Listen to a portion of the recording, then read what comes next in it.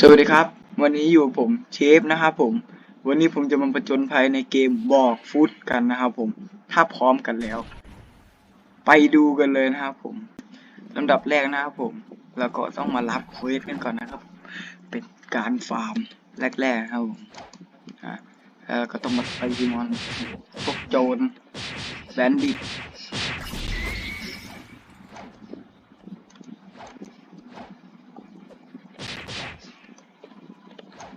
สเต็ปนี่สเต็ปที่เคยร่ำเรียนมาสเต็ปที่เคยร่ำเรียนมาสเต็ปลากรวมนี่แล้วเราก็จะได้ฟาร์มทีเดียวได้กล่องเยอะๆ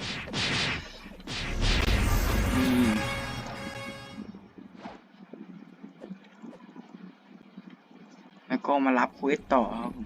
มาดีครับนี่แล้วก็มาลากรวมสเต็ปเดิมสเต็ปฟาร์มโคตรไวนี่ไงลากรวมชิวสเต็ปนี้เวลขึ้นแบบโคตรง่ายไหนดูดีเหรอเฮ้ยเขาใช้ผลแสงด้วยเมื่อกี้โอ้โคตรอยากได้ผลแสงโอ้เขามาอัพกันนะครับผมอ้าวลืมเปลี่ยนภาษาอัพเป็นแรกๆก็ขออัพเป็นผมจะเล่นสายดาบงั้นอัพเลือดดาบประมาณนี้ก็แล้วกันโอเคร้านขายดาบอยู่ด้วยแล้วก็มาซื้อดาบนะครับมีคาตานะกับคัตลาดซื้อคาตานะนะครับผมแหมชอบคาตานะดาบเท่เลยช็อตนี้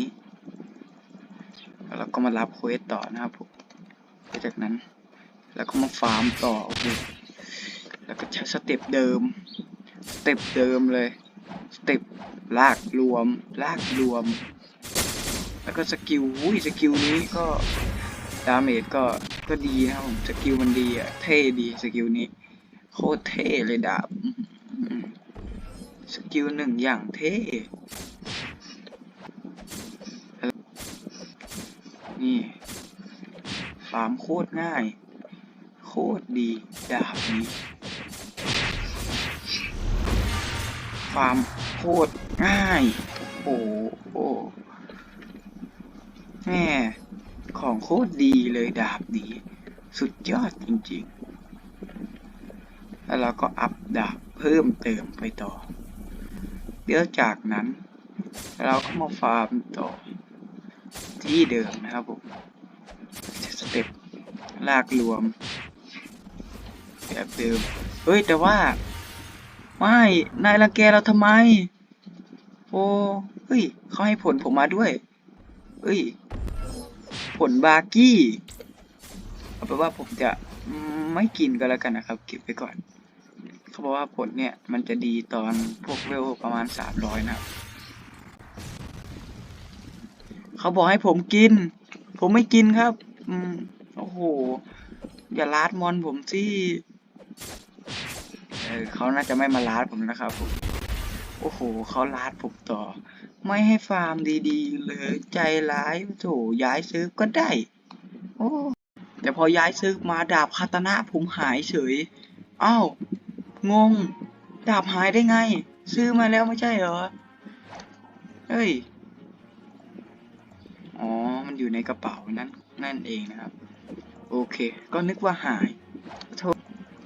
แล้วก็มารับเควส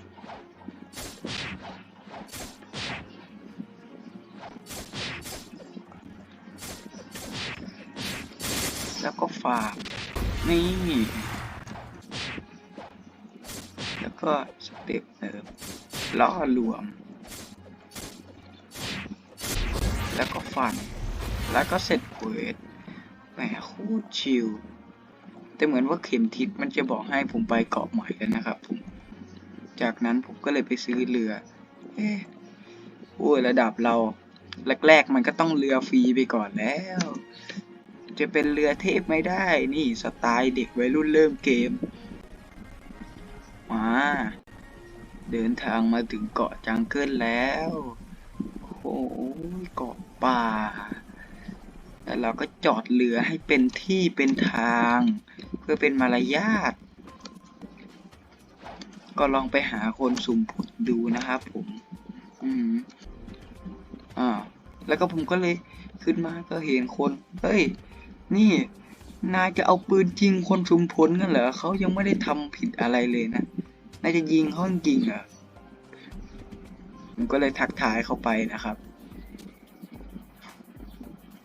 แต่เหมือนเขาไม่ตอบครับผมก็เลยไม่ยุ่งด้วยแล้วครับผมก็เลยไปฟาร์มต่อนะครับไปฟาร์มต่อดีกว่า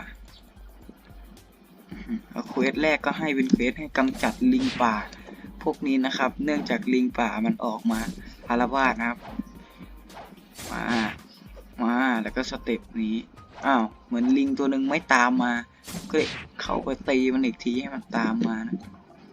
จากนั้นก็พาลิงมาแช่น้ำนะครับผมก็หลอกฆ่ามันในน้ำครับฟันนี่ครับฟัน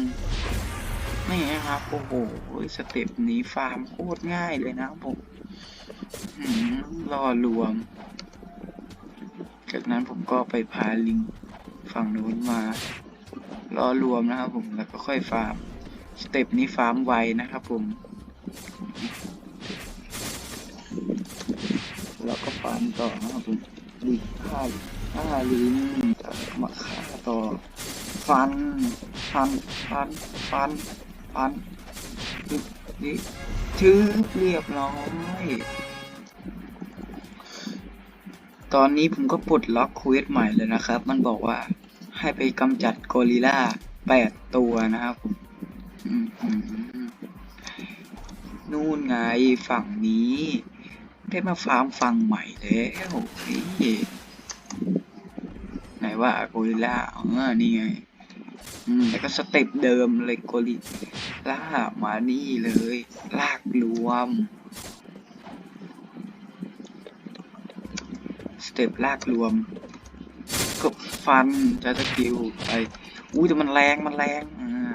เราต้องเล่นมุมเล็กน้อยนี่เฮ้ยกอริลลาหลุดเกือบตายโอ้โห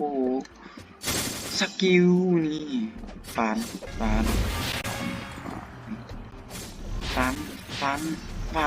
นี่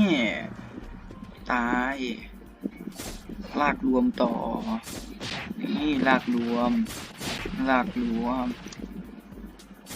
นี่ลากรวมโอ้ยใช้สกิลใช้มุมบักมุมเดิมฟันไปสกิล